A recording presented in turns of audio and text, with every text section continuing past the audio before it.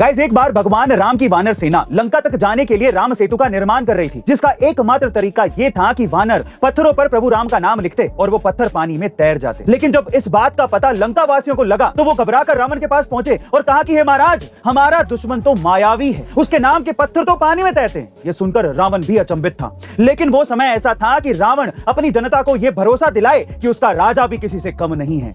इसीलिए वो तुरंत अपनी जनता को लेकर समुद्र किनारे गया और एक पत्थर पर रावण नाम लिखकर उसे पानी में तैरा दिया, जिसे देखकर लंकावासी रावण की जय जयकार करने लगे। लेकिन जब रावण अपने महल लौटा तो उसकी पत्नी मंदोदरी ने पूछा कि स्वामी, मैं आपकी शक्तियों से अच्छी तरह से परिचित हूँ, आप सब कुछ कर सकते हैं, लेकिन एक पत्थर को पानी में तैरा नहीं सकते। आपने ये कैसे किया? तब रावण ने कहा कि हे मंदोदरी, जब मैं उस पत्थर पर अपना नाम लिख रहा था तो मैंने उस पत्थर को ये कहा कि कसम है तुझे प्रभु श्री राम की, अगर तू पानी में डूब गया। इसीलिए तो कहते हैं राम से बड़ा राम का नाम। जय श्री राम। गाइस, क्या आपको पता है कि जापान के ट्रेनों में ऐसे अजीबोगरीब नियम बनाए गए हैं जिससे आप और हम जैसे लोग तो उसमें सफर ही नहीं कर सकते। कैसे? मैं आपको बताता हूं। जापान की किसी भी ट्रेन में आप एक दूसरे से बात नहीं कर सकते, यहां तक कि आपको अपने मोबाइल फोन को भी साइलेंट पर रखना पड़ता है ताकि किसी भी पैसेंजर को डिस्टरबेंस ना हो।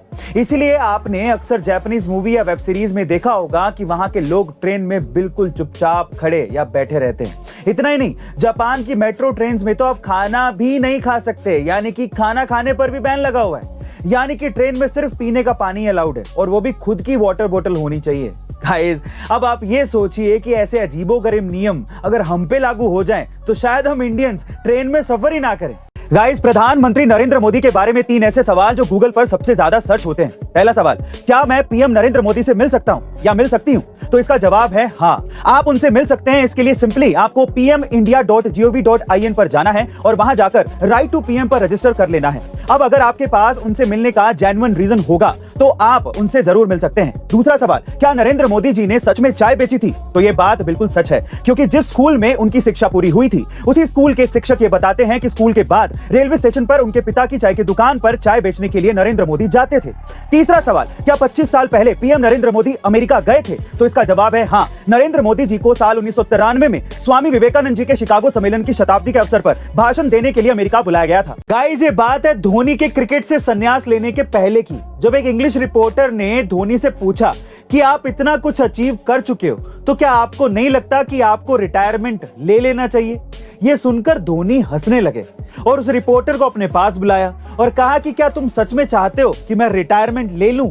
रिपोर्टर ने कहा कि नहीं, मैं तो जस्ट सवाल पूछ रहा हूं। फिर धोनी ने पूछा कि क्या तुम्हें लगता है कि मैं फील्ड में स्लो भाग रहा हूं?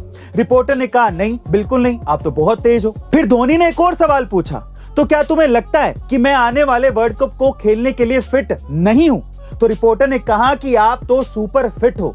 तो धोनी ने कहा कि बेटा, अब तुम जाओ, यही तुम्हारे सवालों का जवाब है जो तुमने खुद ने ही दे दिए हैं। वैसे गाइस, आपको धोनी का ये स्वैग वाला अंदाज कैसा लगा कमेंट सेक्शन में जरूर लिखिएगा और ऐसे अमेजिंग वीडियोस के लिए A2 मोटिवेशन चैनल को सब्सक्राइब करना मत भूलिएगा। मिलता है अगली वीडियो।